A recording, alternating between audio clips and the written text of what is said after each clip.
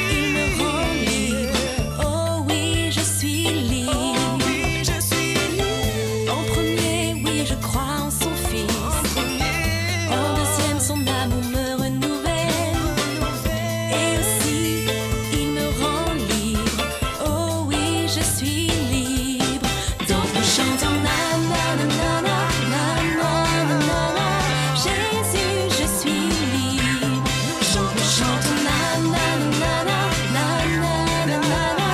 Jésus, je suis libre.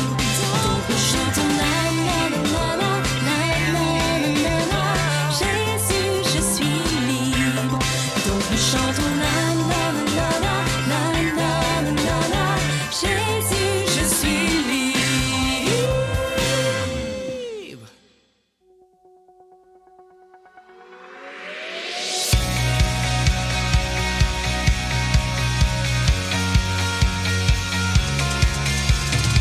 Tu fais une nouvelle chose et fais chanter mon cœur. Ensoleillant ce jour nouveau. Rien n'est plus clair, tu m'attires à toi. Tu es toujours avec moi comme maintenant. Mon chant, une mélodie de ton amour pour moi. Mon cœur déborde de joie. Ton amour me conduit. Et je te donne toute ma louange à chaque jour. Jésus, reçois toute ma louange. Alléluia, oui, je te loue.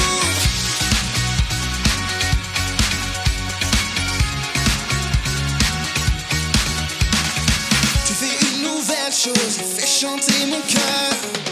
Ensoleillant ce jour nouveau. Rien n'est plus clair, tu m'attires à toi. Tu es toujours avec moi comme maintenant. Mon chant, une mélodie de ton amour pour moi. Mon cœur déborde de joie. Ton amour me conduit. Et je te donne toute ma louange à chaque jour. Jésus, reçois toute ma louange. Alléluia, oui, je te loue. Et je te donne toute ma louange à chaque jour. Jésus, reçois toute ma louange. Alléluia, oui, je te loue.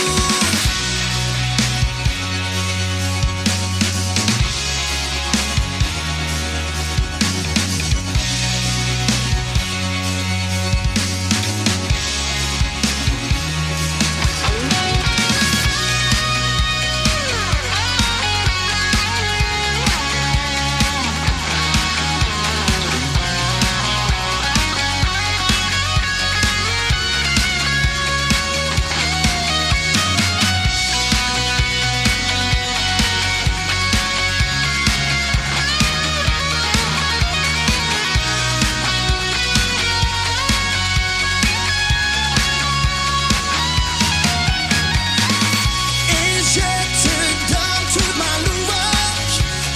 louange à chaque jour. Jésus, reçois toute ma louange. Alléluia, oui, je te loue. Et je te donne toute ma louange à chaque jour. Jésus, reçois toute ma louange. Alléluia, oui, je te loue. Bravo les amis, grâce à vous nous avons assez d'énergie pour démarrer l'horloge. L'horloge est prête. Dans quel livre va nous envoyer Esther? Elle va découvrir les juges et les rois d'Israël. Rassure-toi pour que Esther ne rencontre que des gens tueurs. Parce qu'il y en avait quelques-uns qui n'étaient pas fréquentables. Je rentre en connexion avec Esther. Bonjour Esther, as-tu reçu l'équipement au colis express? Oui, coucou les amis. Oui, j'ai bien tout reçu, la montre, les lunettes. Je suis prête à voyager dans le temps. Sois prudente Esther et surtout n'oublie pas de regarder ta montre pour revenir à temps. J'actionne les engrenages de l'horloge à remonter le temps. Joseph, retourne le sablier liquide au top départ. Le compteur en cours est lancé. 3, 2, 1, top départ.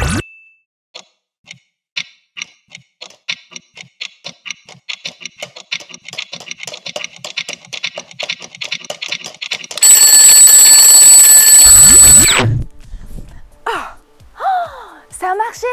Ouais, je suis arrivée! Je signale tout de suite ma position aux garçons. Excellent! L'exploration peut commencer, oui! Bon, alors, d'après l'architecture des bâtiments, je suis dans l'Ancien Testament. Oui, le bâtiment là-bas. Et puis la muraille. Oui, les portes, toutes ces portes. Oui, nous sommes bien dans une période de stabilité où le peuple d'Israël s'installe dans des villes. Oh, j'ai trouvé. Alors, je regarde. Ah, génial! Oui, c'est la période des juges et des rois d'Israël. Tout le peuple de Dieu, les Israélites, ont finalement atteint la terre promise. Vous vous souvenez-vous?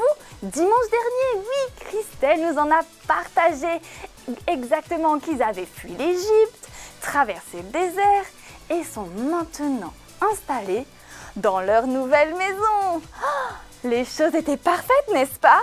Vous trouvez pas? C'est incroyable d'être arrivé chez soi. Malheureusement, non. Pendant toute cette période, il y avait des royaumes qui les envahissaient. Il y avait les faux dieux et des voisins qui leur faisaient la guerre. Ce n'était pas facile d'être le peuple de Dieu à cette époque. Pour cela, il a appelé des personnes qu'il a choisies lui-même pour apporter la paix et rappeler à Israël leur place spéciale dans le plan de Dieu. Ils ont été appelés juges. On peut le lire dans Juges 2. L'Éternel fit surgir des juges afin qu'ils les délivrent de ceux qui les dépouillaient. Des gens comme Gédéon, par exemple. Il a combattu avec 300 hommes face à une armée ennemie énorme, simplement avec des torches et des cruches. Énorme, et ils ont même gagné. Ou il y a eu aussi Déborah, qui a conduit le peuple d'Israël au combat. Et en est sorti vainqueur, une femme, c'est incroyable. Il y a eu Samson également comme juge. Il était très fort grâce à ses cheveux non coupés depuis sa naissance. Il a tué beaucoup d'ennemis du peuple de Dieu. Sur la photo, ça fait peur, hein? Il y a eu aussi Samuel. Depuis son plus jeune âge, il a été présent auprès du prophète Élie. Il a grandi dans le temple, la maison de Dieu. Il a été appelé par Dieu à prendre la place d'Élie le prophète pour conduire le peuple. Samuel fut l'un des derniers juges et fut choisi par Dieu pour trouver un roi pour le peuple d'Israël. Le peuple voulait désespérément un roi.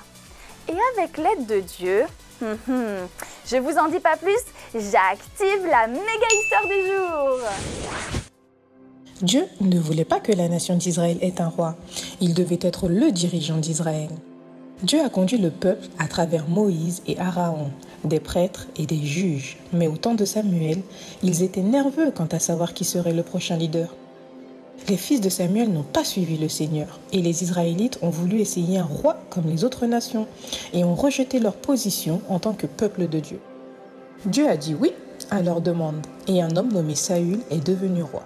Saül a été oint et béni par Dieu, mais il a bientôt commencé à désobéir aux ordres de Dieu en prenant les choses en main. Ainsi, Dieu éleva un nouveau roi pour régner sur Israël. Son nom était David. Et à travers une incroyable histoire impliquant un géant nommé Goliath, il a été choisi par Dieu comme jeune berger pour être roi. Ce n'était pas un roi parfait, mais il avait confiance en Dieu et était prompt à demander pardon lorsqu'il commettait une erreur. Pour cette raison, Dieu a béni le temps de David comme roi. J'ai trouvé en David un homme selon mon propre cœur, a dit Dieu. David a eu un fils nommé Salomon, qui est devenu le 3e roi d'Israël. Comme son père, Salomon a trouvé une grande faveur aux yeux de Dieu. Qui a dit à Salomon « Demande-moi quelque chose et je te le donnerai ». Salomon demanda à Dieu de la sagesse et devint connu comme le roi le plus sage de tous les temps. Tout au long de cette période de l'histoire d'Israël, il y eut des hauts et des bas. Des hauts et des bas sombres et très profonds, alors que la nation traversait des moments de chagrin, de douleur et de guerre. Souvenez-vous, Dieu n'a jamais voulu qu'ils aient un roi, et ils l'ont appris à la dure. Juger à travers le Cantique des Cantiques nous apprend combien il est important de faire confiance et d'obéir à la voix de Dieu. Même lorsque nous faisons des erreurs ou des fautes, Dieu peut utiliser chacun de nous de manière étonnante. À travers le temps, Dieu continue de parler à son peuple. Nous en apprendrons davantage sur la voix de Dieu en continuant à découvrir la plus belle histoire jamais racontée. Je vous propose d'apporter quelques détails supplémentaires sur ces grands rois. Oui, à l'aide du grand jeu des rois, qui est qui? C'est parti! À vous de répondre. Question numéro 1. Entre Saul, David et Salomon. Qui était le premier roi d'Israël, le deuxième roi d'Israël ou le troisième roi d'Israël? À vous de positionner les bons rois au bon endroit. Est-ce que vous êtes prêts pour la réponse? Attention! Pour Saül, il était le premier roi d'Israël. Il a régné de 1050 avant Jésus-Christ à 1010 avant Jésus-Christ. David était le deuxième roi d'Israël. Bravo les amis, il a régné de 1010 avant Jésus-Christ à 970 avant Jésus-Christ. Salomon est le troisième roi d'Israël. Excellent, il a régné de 970 avant Jésus-Christ à 930 avant Jésus-Christ. Vous vous rendez compte? Allez, c'est parti pour la deuxième question. Donnez la bonne signification des noms de chacun des trois rois. Salomon, David, Saül. Est-ce que c'est désiré, bien-aimé ou paix? À vous de choisir. Oui, pour Saül, la signification est désiré. Pour David, il signifie bien-aimé. Et Salomon, c'est paix. Bravo les amis, vous êtes excellents. Passons à la troisième question du jour. Où pouvons-nous trouver les histoires de Saül, Salomon ou de David dans la Bible? Dans 1 Samuel à 1 Roi 2 ou bien dans 2 Samuel à 2 Chroniques? À vous de choisir les amis. Alors, le roi Saül, son histoire est dans 1 Samuel. Bravo! Pour le roi David, le deuxième roi, son histoire, vous pouvez la lire dans 1 Samuel à 1 Roi 2.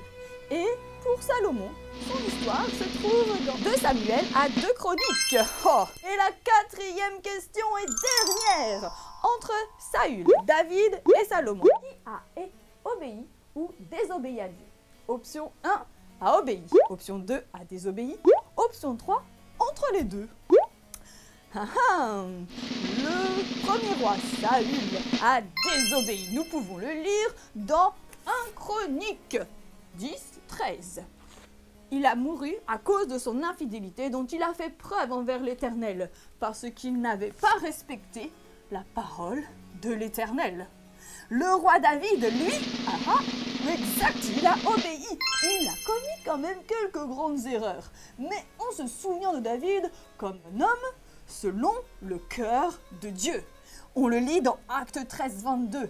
Puis, il l'a rejeté et leur a donné pour roi David, auquel il a rendu ce témoignage. J'ai trouvé David, fils d'Isaïe, un homme selon mon cœur, qui accomplira toutes mes volontés. Et le roi Salomon? Exact, vous êtes très doués entre les deux.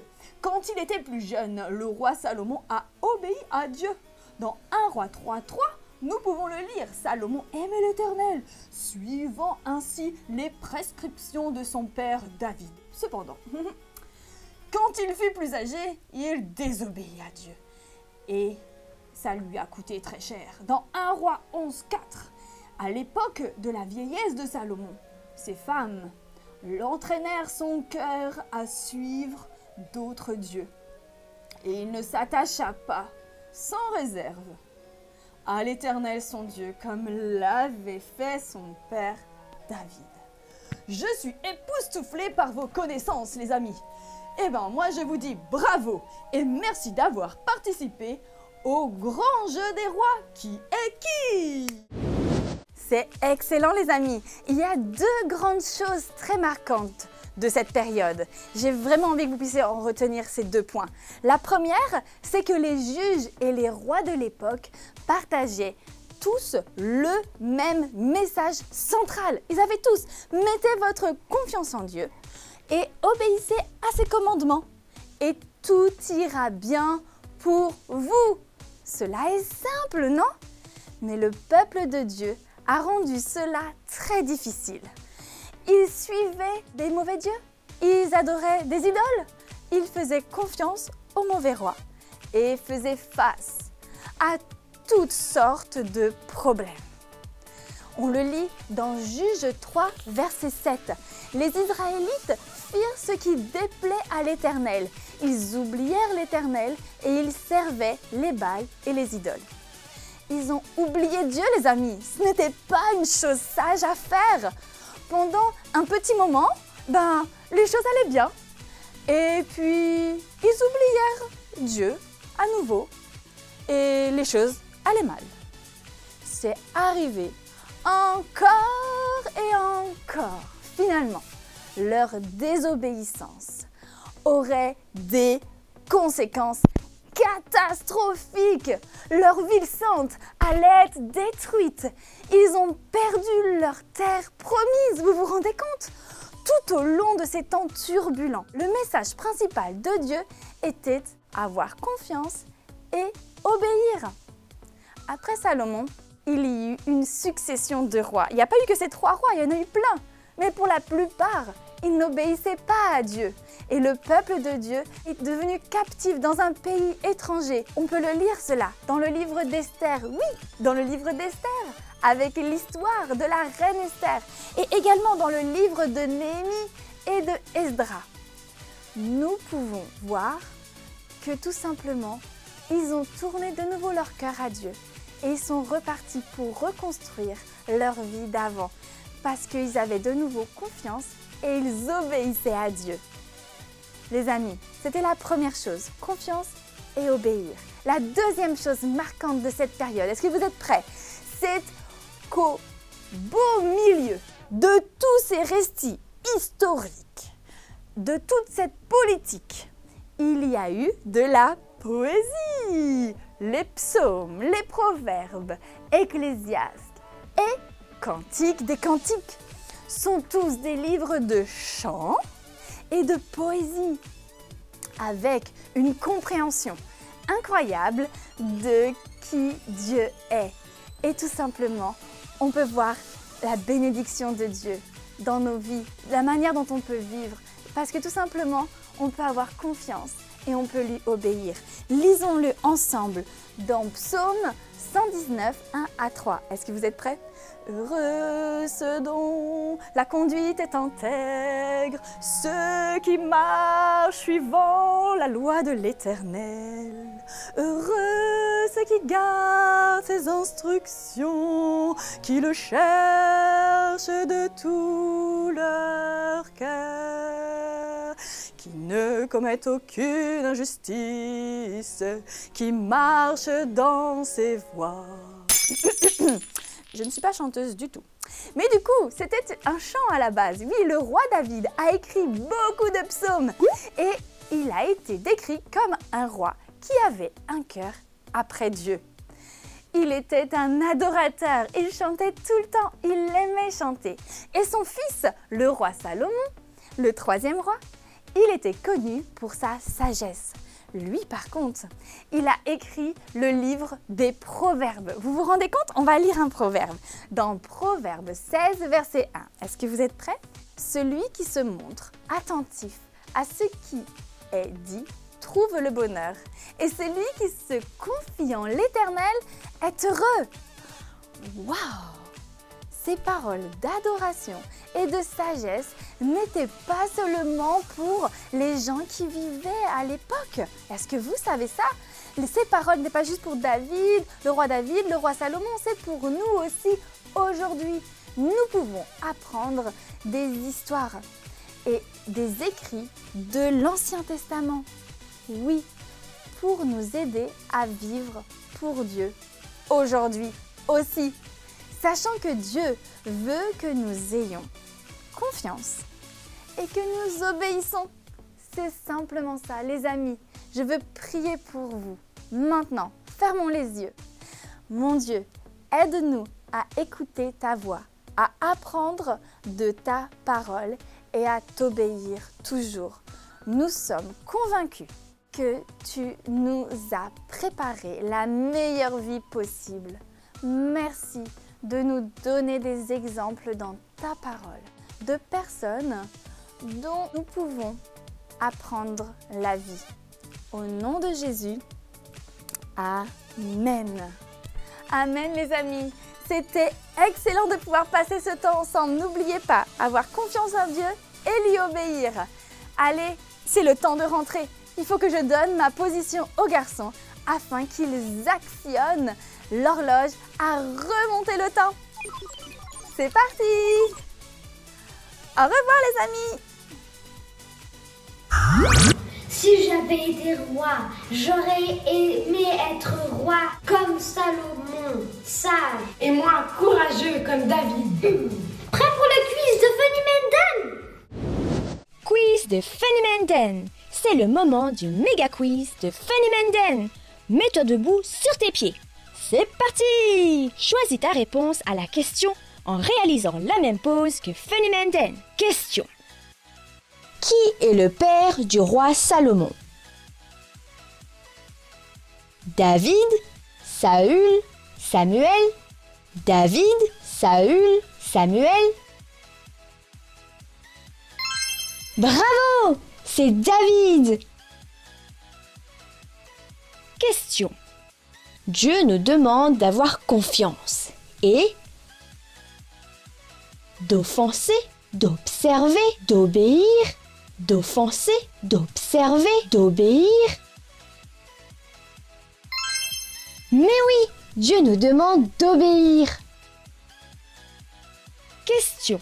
Complète cette ligne de la méga parole. Je vais faire avec toi.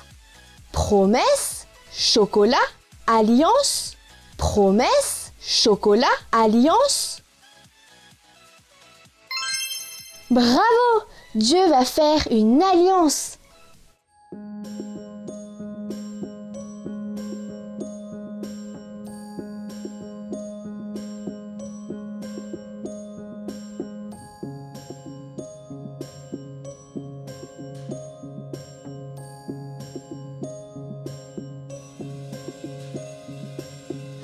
Les amis, vous aussi, vous pouvez imprimer vos activités sur l'application Iston Kids. Les activités, c'est ce que je préfère. Au revoir. Au revoir. À dimanche prochain. T'as un truc là? Où ça? C'est parti? Non, c'est ici. C'est bon? Ici. Eh bien, je comprends mieux maintenant la mission spéciale d'Esther. Elle ne me l'avait même pas dit. La surprise était totale. Qu'est-ce que je pourrais mettre comme déguisement? J'aimerais bien dire au revoir à mes amis. Ah, j'ai trouvé le déguisement du roi. On a hâte de vous retrouver dimanche 23 mai. Belle semaine!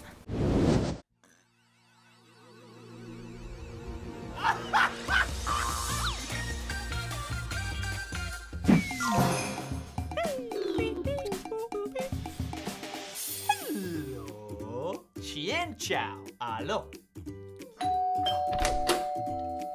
Hello. Hello. Chien ciao. Chien ciao. Allô. Allô.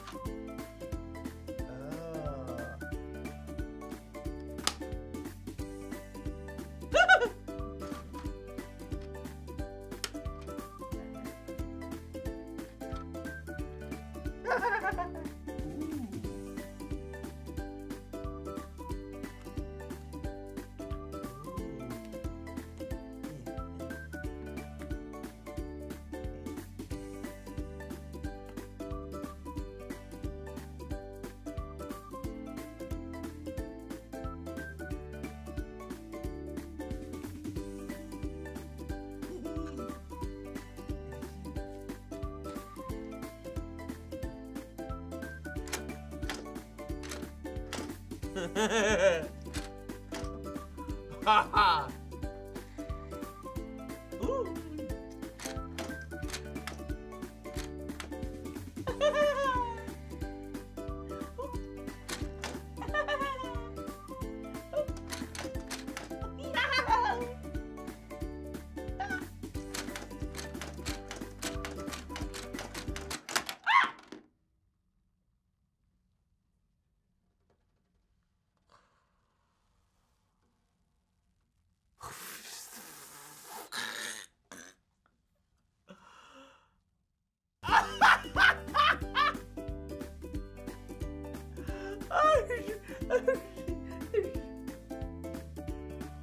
Ho, ho, ho!